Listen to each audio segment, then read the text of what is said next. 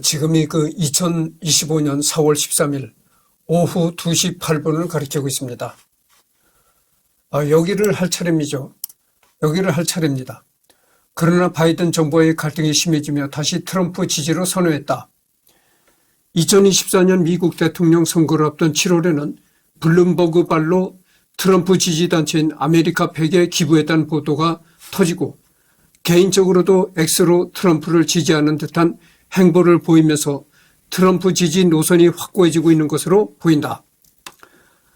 그래서 사실상 현재는 대한 우파 성향을 가지고 있는 것으로 읽힌다. 카멀라 해리스가 민주당 대선 후보로 뜬 시점부터는 극도의 반 해리스 행보를 펼치고 있다. 특히나 본인이 없애겠다고 천명했던 가짜뉴스, 편향된 정보, 조작된 근거 등을 공격에 적극적으로 이용하고 있다. 특히나 트럼프 해리스 토론 당시 팩트체크에서 거짓 및 오류로 판정된 발언 및 주장은 대부분 트럼프 후보 측에서 나온 것임에도 머스크는 해리스를 지목하며 거짓말 투성이라고 했으며 트럼프의 거짓 주장에 대해서는 짚고 넘어가지 않고 아예 무시했다. 트럼프 후보의 2차 암살 시도 직후에는 바이든과 해리스를 암살하려는 사람은 대체 왜 없는가라는 게시글을 작성하기도 했다. 그러니까 그 미국의 대통령 선거 기간 동안에는 아주 편향되게 트럼프만을 두둔하고 지지하는 그런 행동을 보였다 이런 얘기입니다. 심지어 매그니 피센트가 민주당에게 많은 양의 정치 자금을 기부하고 공화당에게는 쥐꼬리만한 정치 자금을 기부하는 생색내기 양다리를 하고 있을 때 머스크는 그딴 거 없이 트럼프에게 정치 자금을 올인하는 상식 밖의 일을 하면서까지 트럼프를 지지하였다. 그러니까 과도하게 트럼프 지지 성향을 머스크가 보였다는 것이죠. 2024년 10월 5일 트럼프 전 대통령이 총격을 당했던 펜실베니아주 버틀러에서 다신 열린 트럼프 유세에 일론 머스크가 찬조 연설을 했다. 그래서 이렇게 아주 트럼프만을 일변도로 지지하는 이런 언행을 보여가지고 트럼프가 대통령이 된 후로 이 머스크를 정부 효율부 장관으로 임명하기 이르렀던 것이죠. 2024년 11월 6일 도널드 트럼프 대통령 후보가 당선이 확실시 되자 트럼프는 판비치에서 지지자들에게 감사 인사를 전했다. 가족과 러닝 메인틴 벤스 등이 자리를 지켰는데 일론 머스크에 대해서도 빼놓지 않고 언급하더니 테슬라의 로켓 기술에 대한 감탄과 극찬을 아끼지 않으며 엄청난 시간을 머스크를 위해 할애했다. 엄청난 트럼프가 연설을 하는 동안에도 엄청난 시간을 머스크를 위해서 머스크 칭찬 일변도로 트럼프가 얘기를 했다 이런 것입니다. 트럼프 당선 이후 새로 설립될 정부 효율부의 첫 장관으로 임명될 예정이다. 임명이 됐죠. 이거는 이 나무의 키가 작성된 지가 이제 선거할 때 그때 작성이 돼서 그렇습니다. AP통신에 따르면 현지 시간 기준 2024년 12월 28일 독일 주간지 벨트 암 존탁의 극우 성령의 당으로 분류되는 독일을 위한 대안을 지지하는 내용의 글을 기고했다고 한다. 같은 달 X에도 오직 AFD만이 독일을 구할 수 있다는 내용의 포스트를 올린 바 있다. 그러니까 AFF는 유럽연합철퇴와 이민자 수용 제한, 독일 전통문화의 정체성 등을 중요시하는 당이다. 또한 영국의 우익 대중주의 정당인 개혁 영국도 지지하는 입장을 표명했다. 2025년 1월 20일 트럼프 취임식에서 보인 나치 경례로 인해 이제는 네오나치 성향까지 내포한 것인지 논란이 있다. 이외의 중요한 점은 머스크 본인이 특별히 직접 말을 얹지는 않지만 트럼프의 캐나다, 그린란드, 파나마 운하 등의 미국 합병을 지지한다는 것이다. 머스크는 캐나다 국적자이기도 하지만 캐나다에 대해서는 더 이상 미련이 없는 듯하다.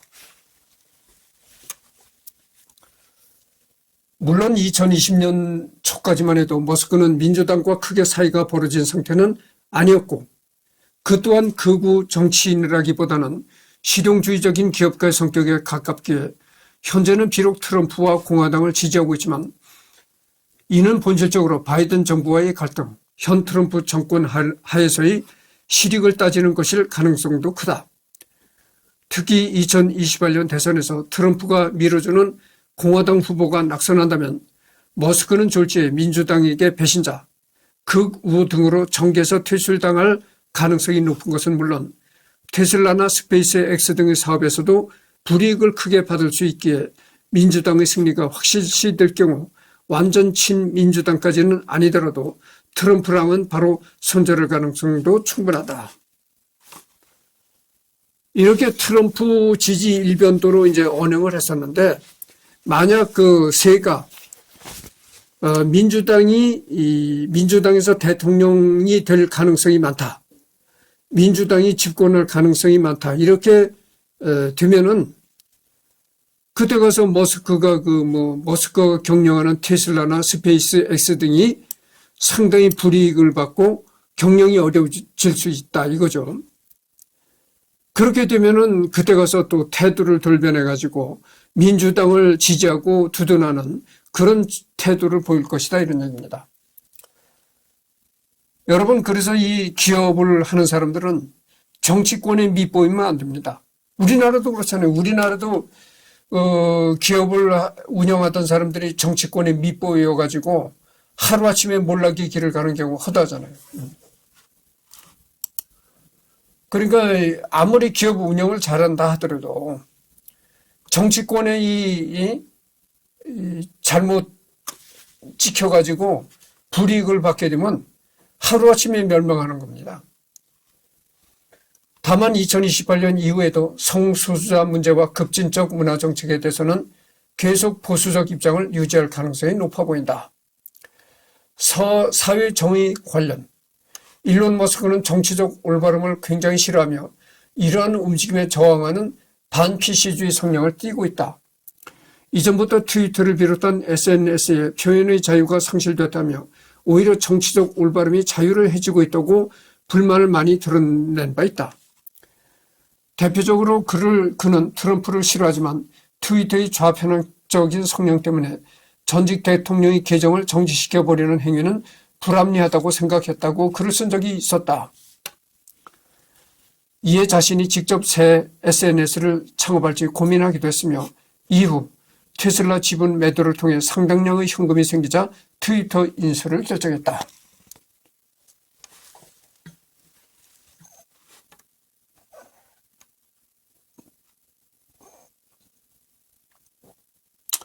여러분 트위터 아시잖아요.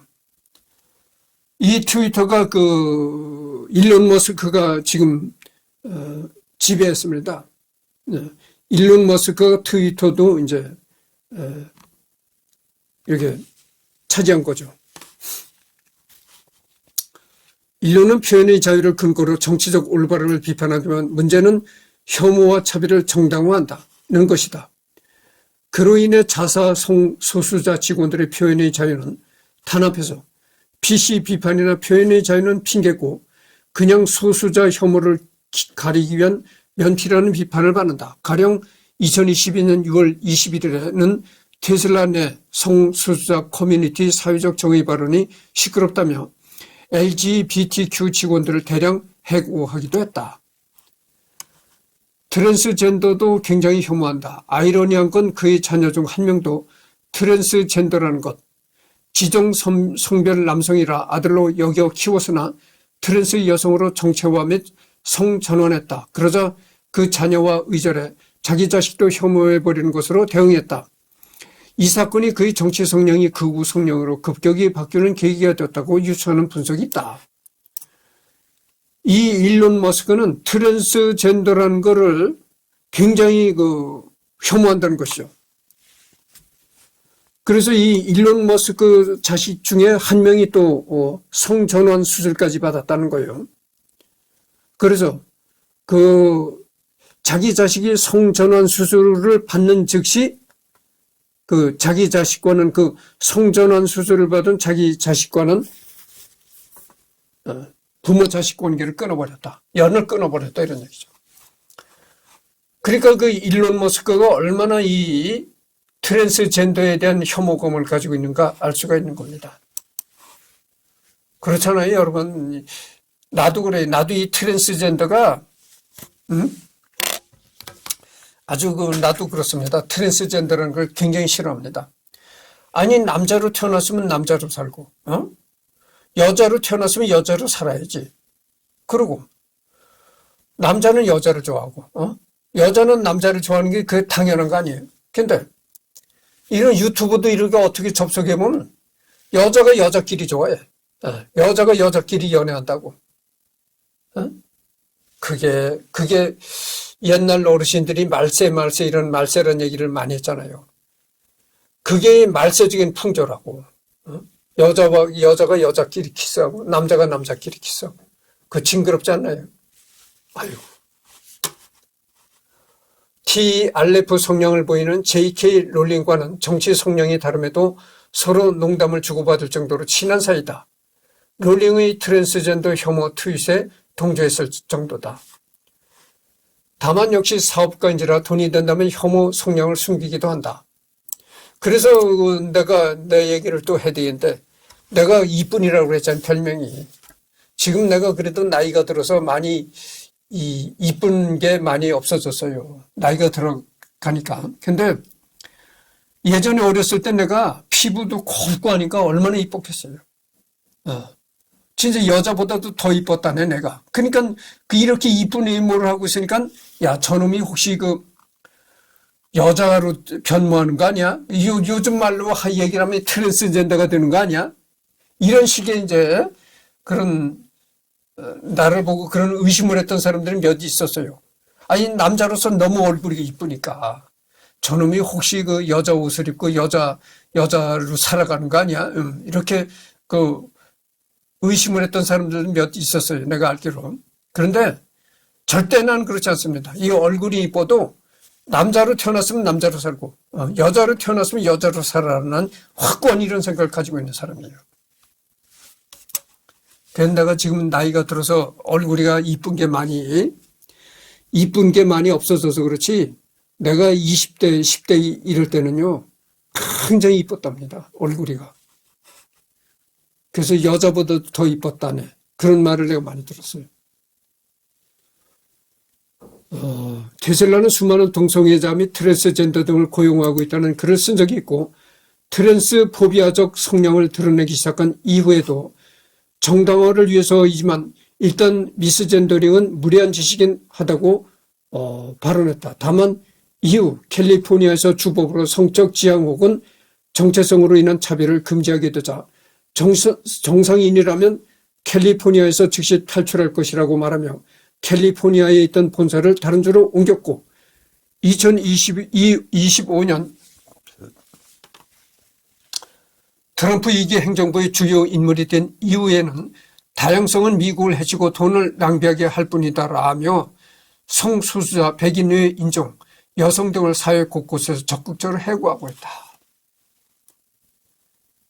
그래서 이렇게 성소수자를 혐오하는 그런 생각을 가지고 있으니까 자기 회사에 혹시 이 트랜스젠더 성향을 가진 직원이 있으면 그 직원들을 해고한다 이거죠.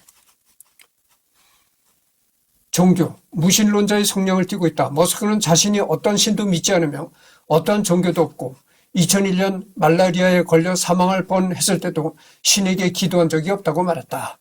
그러니까 종교는 일체 믿지 않는다 이런 얘기죠. 무신론자다.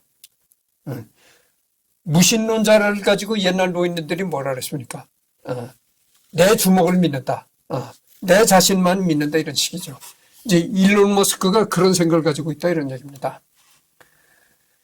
그렇다고 리처드 도킨스처럼 종교에 대해서 부정적으로 생각하는 것까지는 아니며 신의 존재는 부정하지만 예수의 산상순 가르침에는 동의한다고 답한 적이 있다. 신의 존재는 부정하지만 그러나 그 예수가 설파한 그런 가르침 이런 거는 새겨봐야 된다. 이런 생각을 갖고 있다 이거죠. 그러니까 예수 자체를 믿는 것이 아니라 예수가 설파한 이런 교훈이나 이런 거는 참 새겨 들으면 좋은 얘기가 되니까 그런 얘기들은 새겨 듣지만 예수 자체를 믿거나 그러진 않는다 이런 얘기입니다. 그 외에도 일론 머스크는 닉 보스트롬이 주장한 시뮬레이션 우주론을 지지한다. 하지만 불가 지론으로도 볼 수 있는 발언들을 자주 했으며 아래는 머스크가 인격신에 대해 내놓은 견해이다. 이 세상의 모든 것을 설계한 궁극의 지능이 있냐고 생각하냐고요? 저는 그런 게 없을 것이라고 생각합니다. 왜냐하면 그 궁극의 지능은 어디서 오는가라는 질문에 대해 답해야 하기 때문입니다. 저는 정말로 이것을 물리학의 기본 법칙으로 설명할 수 있을 것이라고 생각합니다. 단순한 요소들로부터 생겨나는 복잡한 현상들 말입니다. 일론 머스크 종교 발언. 그가 기도를 했다고 유일하게 인정한 순간은 스페이스 X가 발사한 크루 드래곤을 탄 우주비행사들이 지구로 귀환할 때 안보를 기원한 것이었다. 그러나 그는 그때에도 자신이 비종교적임을 강조했다.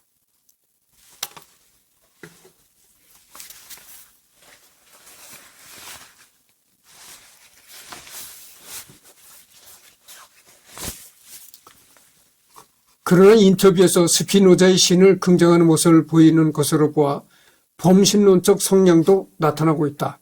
일론 머스크는 아인슈타인처럼 스피노자의 신은 믿는다고 답했는데 이는 자연 그 자체를 말한다.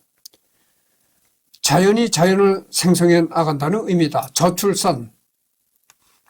저출산으로 인한 잠재의 위험성을 상당히 경계한다. 2021년 7월에는 월스트리트 저널 주간 CEO 카운슬 행사에서 인구가 충분치 않다. 낮은 출산율 그리고 급격히 감소하는 출산율이 문명에게 가장 큰 위협 중 하나라고 생각한다라고 언급했다. 2022년 5월 8일에 출산율이 높아지지 않는다면 일본은 존재하지 않게 될 것이며 이는 세계에 있어서 큰 손실이라는 트윗을 올렸다. 그리고 동년 5월 26일에는 대한민국에서 출산율이 변동이 없으면 3세대 안에 대한민국 대다수가 60세 이상인 채 현재의 6% 미만의 인구를 갖게 될 것이라는 내용의 트윗도 올렸다. 그 외에도 출산율이 낮은 여러 국가를 거론하며 트윗에 저출산에 대한 관심을 드러내는 행보를 보였다. 미국의 출산율도 대체 출산율 미치기에 충분하지 않다는 견해를 가진다. 중국에 대해서도 한 자녀 정책은 이제 시행하지 않는 나라가 출산율이 너무 낮다고 주장하기도 했다. 머스크 본인은 설화에 자녀가 10명으로 매우 많다. 앞서 언급한 2021년의 행사에서도 스스로 많은 자녀 수로 모범을 보인다고 주장했다고 한다. 쌍둥이 출산을 무려 3번이나 해서 요절한 장남을 포함한다면 10명의 자녀를 설화에 두고 있다. 자, 쌍둥이를 3번씩이나 낳았다는 겁니다. 그러니까 어쩌다 한번 쌍둥이를 임신시켰다면 그럴 수도 있겠구나 이렇게 생각을 하는데 쌍둥이를 3번씩 임신했다는 거예요. 그럼 얼마입니까?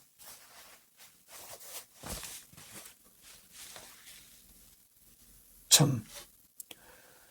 그는 인간을 소비자가 아닌 문제 해결이자 혁신자로 보는 성향이 강하다. 니콜라 테슬라 같은 혁신가는 아예 자사의 제품명의 유래로 삼았다. 그래서 소비자로부터의 인간을 양육하는 데 드는 부담을 걱정하기보다는 오히려 인간을 많을수록 좋은 문명을 발전시키는 인적 자원으로 보게 되었다. 이런 사고를 기반으로 화성 진출과 같은 구상을 많이 했으며 뉴럴링크 같은 수단으로 지적 능력도 향상 가능한 인간을 다행성 종족으로 만들어 우주적으로 발전시킨다는 구상을 세워나갔다. 본인부터가 부친과 큰 갈등을 겪으며 자라오는 등 자수성가로 성공한 사람이라 부모의 자녀에 대해 헌신이 중시되는 동아시아식 자녀 교육관과 거리가 먼 양육관을 가진 것으로 보인다. 자수성가로 성공을 해서 세계 최고의 부자가 됐다. 이게 대단한 겁니다. 그렇잖아요. 부모로부터 어떤 기업을 물려받아가지고 그래서 세계 최고의 부자가 됐다면 이해를 하겠는데 아무것도 없는 그런 자수성가한 사람이 자수성가해서 세계 최고의 부자가 됐다. 이건 정말 기막힌 겁니다. 처음에는 자식이나 자신의 회사 직원을 위해 자신이 세운 에드 아스트라 노바 스쿨은 동아시아식 교육은 물론 미국 명문 사립과도 좀 다른 문제 해결력을 중시하는 곳이다. 이런 각자의 고유 능력을 중시하는 사고에서는 부모와도 다를 수 있는 고유한 사고를 하는 사람들이 모여야 하기 때문에 저출산이 실제로 부정적일 수 있다. 2023년에 출시한 월터 아이작슨의 일론 머스크 전기를 통해 뉴럴링크 임원 시본 질리스가 출산한 쌍둥이는 머스크의 정자 기증을 받아 최후의 수정으로 출산한 것으로 밝혀졌다. 연인 관계는 아니었던 것으로 추정되며 출산율 하락에 대한 두려움이 주 원인이었다고 한다. 당시 파트너였던 그라임스는 몰랐던 사안이었기 때문에 안 그래도 바쁜 머스크가 다른 여성과의 가정이 또 생기면 공동 양육이 더욱 힘들어지기 때문에 다툼이 있었으나 2023년 그녀의 엑스포스트를 통해 갈등이 봉합되었음이 밝혀졌다.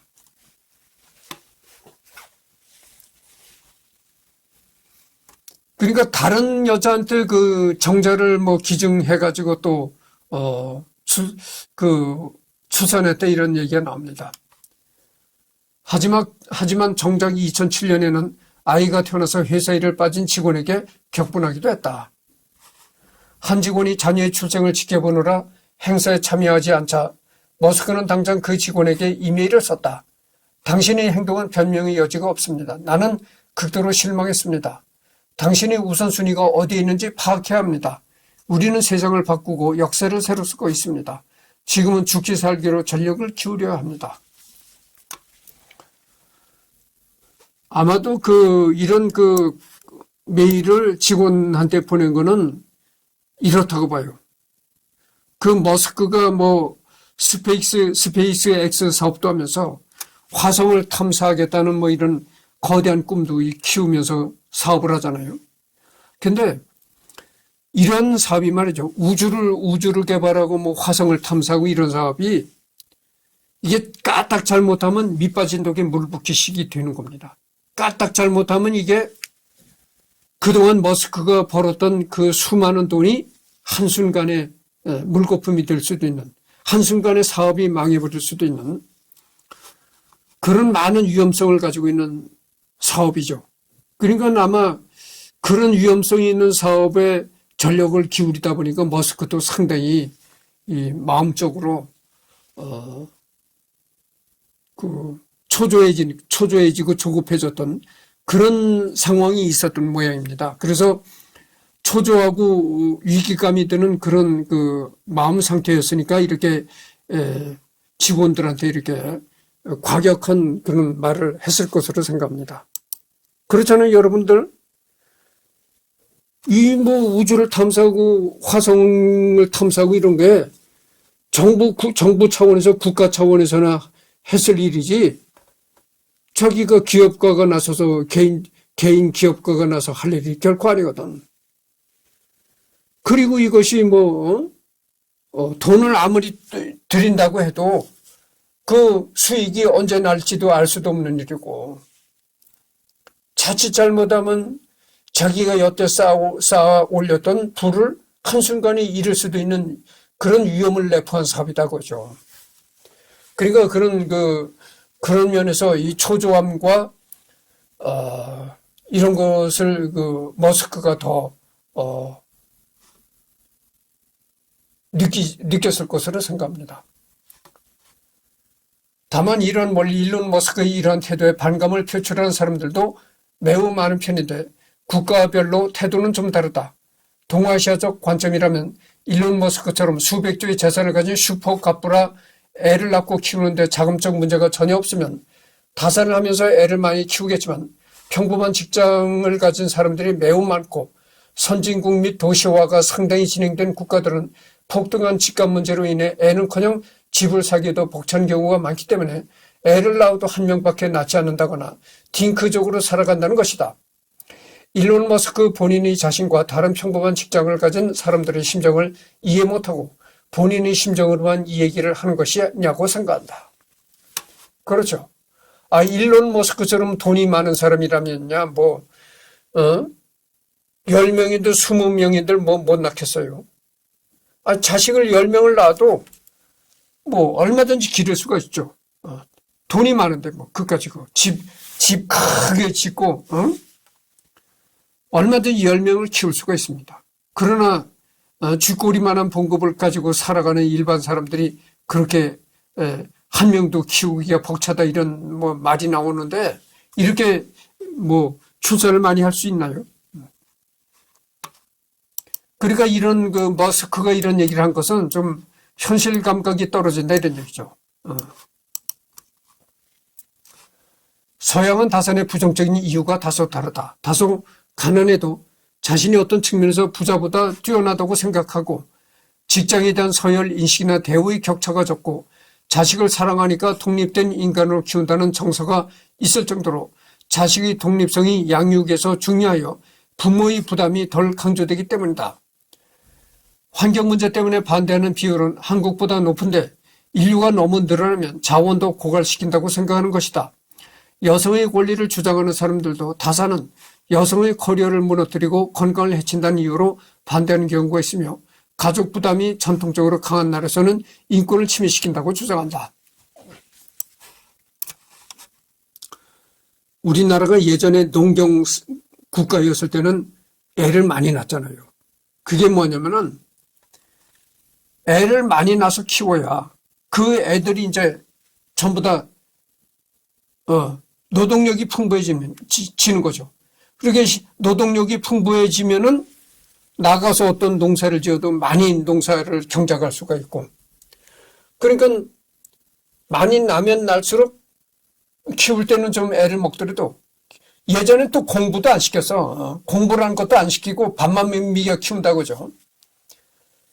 그러니까 그렇게 밥만 먹여 키워서 일손이 많아지면 더 농사를 많이 할 수가 있고, 그러다 보면 경제적으로 풍요가 오고. 그러니까 그전에 내가 옛날에도 생각이 나는데, 내가 어렸을 때만 해도요, 이렇게 손님이 오잖아? 손님이 왔을 때 그 집에 애들이 이렇게 많으면은 뭐라고 인사한 줄 아십니까? 야, 참 다복하십니다. 복이 많다는 거야. 다복하십니다. 그러니까 어떤 집에 갔는데 그 집 애들이 이렇게 많아. 아주 올망졸망하게 많더라. 그러면 그 집 가장한테 뭐라고 인사를 하냐면은, 참 다복하십니다. 다복하다고 얘기를 한 거야. 자식이 많은 걸 다복하다고 얘기를 했거든. 그게 뭐냐면 농경사회에서는 그랬다. 농경사회에서는 자식을 많이 낳아야 농사를 많이 할 수가 있고, 그래서 경제적으로 부유해질 수가 있고, 그리고 또 자식을 많이 낳으면요, 노후 걱정이라는 건 할 필요가 없어요. 노후에도 자식이 봉양을 해주니까. 그러니까 노후도 보장이 되는 거고, 그래서 자식을 많이 낳는데, 이 농경사회가 지나고 나니까, 농경사회가 지나고 산업사회가 되다 보니까 자식을 낳아도 그 자식이 부모를 봉양하지 않더라. 응? 그거예요. 그러니까 자식을 낳아서 키워도 노후 대책이 안 되는 거야. 자식한테 노후를 얹힐 수가 없는 거야. 그리고 애를 낳는, 예전에 좀 표가 웃은 그 말이 나는데, 덮어놓고 낳다간 거지꼴 못 면한다. 이런 표 아닌 표도 생겼었잖아요. 말이 너무 직설적이고 원색적인데, 덮어놓고 낳다가는 거지꼴 못 면한다. 이런 얘기도 나온 적이 있었잖아요. 그래서 이게 사회가 예전에는 그 농경사회였었는데, 이제는 농경사회를 벗어나서 이렇게 산업사회로 탈바꿈이 되니까 아주 많은 변화가 생긴 겁니다. 그래서 그 인구 문제까지도 변화가 생긴 거예요. 그리고 여러분들 보세요. 여러분들 어디 가서 그 세방 같은 걸 얻으려고 보십시오. 거의 대부분 원룸이 그렇게 많아요. 원룸은 웬만하면 다 얻을 수가 있는데, 투룸까지도 얻을 수가 있어. 투룸. 그러니까 원룸, 투룸까지는 웬만하면 얻을 수가 있는데, 쓰리룸부터는 상당히 드물어요. 그러니까 뭐냐면은 이 사회가 1인, 독신 가구, 그렇지 않으면 애가 없는 단부부 이렇단 말이죠. 그렇게 사회가 변모하니까 원룸이나 투룸은 쉽게 얻을 수가 있는데 쓰리룸부터는 집이 얻기가 힘들다 이런 얘기죠. 쓰리룸은 얻을 수는 있다 하더라도 그 집값이 상당히 고가다 이런 얘기입니다.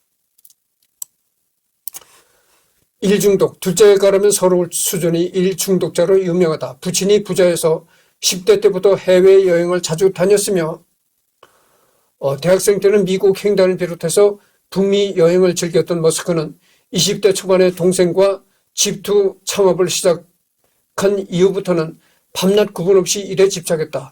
주당 100시간을 근무한다고 하며 직원들에게도 본인처럼 극악의 워커홀릭으로 근무하는 하드코어 방식을 장려한다고 한다. 대표적으로 복지가 좋고 전면 재택근무를 허용하던 트위터는 평소 그 신념과 완벽히 대조되는 모습을 보였는데 머스크는 이를 좋지 않은 문화로 여겨 인수짓고 대량의 구조조정을 통하여 하드코어로 일할 사람만 남기며 전체 인원이 75%를 해고하는 등 사내 분위기 자체를 바꿔버렸다. 이것만 보면 이 일론 머스크의 심리를 대강 짐작할 수가 있습니다. 그러니까 일론 머스크는 세계 최고의 부자가 되긴 했지만 역시 초조함을 느끼는 사람이라고 생각할 수가 있는 거예요. 그래서 이 트위터를 그 IT 업체 트위터를 인수하고 보니까 이 직원들이 자 지금 내가 주 5일을 하잖아요. 토요일, 일요일은 논다고. 그래서 내가 유튜브도 하는 거잖아요. 이런 식이 되버리니까 다 직원들이. 응? 그러니까 야 이러다 망하는 것이 아닌가. 거덜내는 것이 아닌가. 이런 초조감이 자꾸 들어간 거야. 그지 않아도 뭐 화성 탐사 이런 밑빠진 독에 물 붓기 일을 하냐고 그지 않아도 이 심정이 초조해 있는 판에 뭐 주 3, 4일 주 5일 이런 얘기를 들으면 정말 초조해지는 거야. 그러니까 토요일, 일요일 날도 일하고 밤늦게까지도 일하고 이런 사람만 남기곤 워라벨 어쩌고 떠들고 주 5일, 주 3, 4일 어쩌고 떠드는 놈들은 다 해고시켰다 이거죠. 그러니까 이런 걸 보면 일론 머스크가 세계 최고의 부자가 됐긴 했지만 역시 초조함은 늘 가지고 있다 이런 얘기죠. 언젠가 잘못하면 이 재산을 다 말아먹을 수 있다는 그런 초조감을 가지고 있다 이렇게 볼 수가 있는 거죠. 페이팔을 만들어서 억만장자가 되었을 때도 피터 틸과 맥스 레브친이 쿠데타와 경무로 인해 신혼여행조차 중도 포기했다. 2000년 12월이 되어서야 첫 번째 아내였던 저스틴과 브라질, 남아공으로 2주일간 여행을 떠나는데 운 나쁘게도 아프리카에서 가장 치사율이 높은 열대열 말라리아에 걸려서 캘리포니아 복귀 이후 열흘 이상 사경을 헤맸다. 당시 머스크는 몸무게가 20kg가 넘게 빠졌으며 6개월 동안 후유증에 시달렸다고 한다. 머스크를 치료한 전문의는 하루만 늦었다면 치료제인 독시사이클린이 통하지 않고 죽었을 것이라고 말했다고 한다. 정말 죽을 뻔했어요. 그래도 휴가에 대한 교훈은 확실하게 배웠죠. 휴가 가면 죽을 것이다. 일론 머스크. 그래서 이게 거듭되는 얘기지만은 일론 머스크는 세계 최고의 갑부가 되었지만 그래도 마음속은 늘 초조감을 가지고 있다. 위기감을 가지고 있다 이런 얘기죠. 뭐 내가 이렇게 세계 최고의 부자가 됐으니까 정말 세상은 다 내 거라느니 뭐 이제서부터 좀 먹고 마시고 호의호식하면서 좀 살아보자 이런 주의가 아니고 언제든지 내가 이렇게 세계 최고 부자는 되지만 한순간에 멸망할 수도 있다 이런 초조감을 늘 가지고 있다 이렇게 볼 수가 있는 거예요. 이 사건 이후 지금까지 20여 년 동안 머스크는 일주일 이상의 장기 휴가를 가져본 적이 단 한 번도 없다. 보세요. 얼마나 이 사람이 그 초조감을 가지고 있는가 알 수 있잖아요. 경각심을 가지고 있는가. 까딱 잘못하면 이렇게 많은 재산도 한순간에 잃어버릴 수가 있다. 이런 그 마음의 경각심을 갖고 있기 때문에 일주일 이상의 장기 휴가를 한 번도 해본 적이, 일주일 이상 어떤 휴가를, 여행을 떠난다든가 이런 게 한 번도 해본 적이 없는 거예요. 그렇잖아요. 그래서 이게 일론 머스크 뿐만이 아니고 우리나라에도 그렇잖아요. 우리나라에도 그 현대그룹을 창시한 정주영 회장. 정주영 회장이고 얼마나 그 무에서 유를 창조한 사람입니까? 정주영 회장도 자수성가해서 그렇게 엄청난 그 부자가 됐잖아요. 그런데 그렇게 부자가 된 후에도 늘 정주영 회장이 사치를 하지 않고 꼭 아침 4, 5시에는 새벽에 일어나고 이랬다는 거잖아요. 그러니까 이 일론 머스크하고 똑같은 거야. 돈은 벌었지만 이 돈이 언젠가 한순간에 없어질 수도 있다는 그런 위기감, 경각심 이런 걸 항시 갖고 이 정신이 해이해지지 않았다 이런 얘기죠. 머스크의 첫 번째 아내인 저스틴은 머스크에 대해 이렇게 말한다. 남편이 저녁 7시, 8시나 되어야 귀가한다고 불평하는 친구들이 있어요. 일론은 밤 11시에 집에 오는 데다가 밤 11시 돼야 집에 온다는 겁니다. 그 이후에도 일을 했습니다. 지금 이 자리에 오르기 위해 일론처럼 사생활을 희생한 사람도 없을 것입니다. 이건 머스크 아내가 이런 말 한 것이죠. 대부분 밤 11시가 되어야 집에 온다는 겁니다. 이 머스크가. 그러니까 지금의 그 세계 최고의 갑부의 자리, 세계 최고의 갑부가 되기까지 얼마나 일에만 몰두하고 살았는가. 이런 걸 알 수가 있는 거예요. 거기다 이승열을 비교해 보시오. 이승열이가 이승열이란 존재는 일론 머스크에다 비교할 존재도 못 되지만 하여튼 비교해 봅시다. 아니 이승열이는 주 5일만 일하고 토요일, 일요일만 되면 이렇게 탁 앉아서 유튜브만 한다 이거죠. 그러니 저놈이 부자가 되겠어? 그렇게 생각할 수가 있는 겁니다. 그렇잖아요? 그러니까 이승열이는 부자가 못 되는 거예요.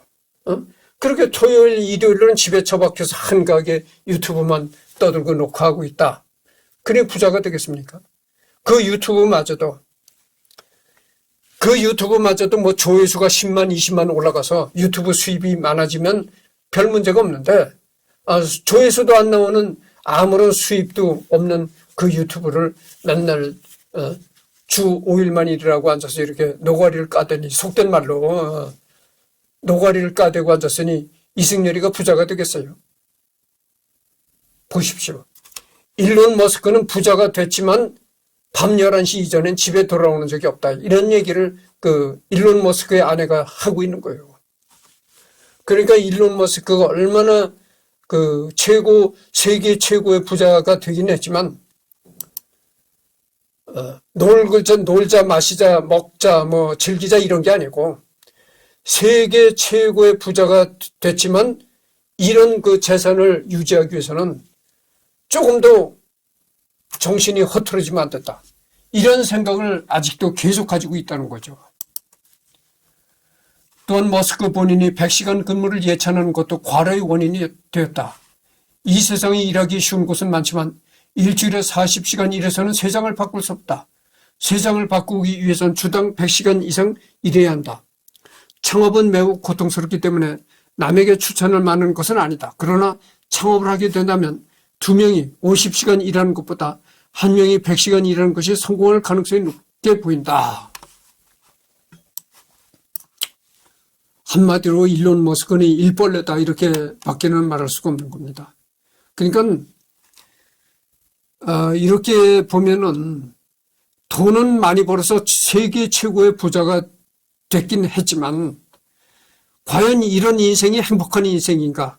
이것을 되묻고 싶은 생각도 있어요. 그렇잖아요?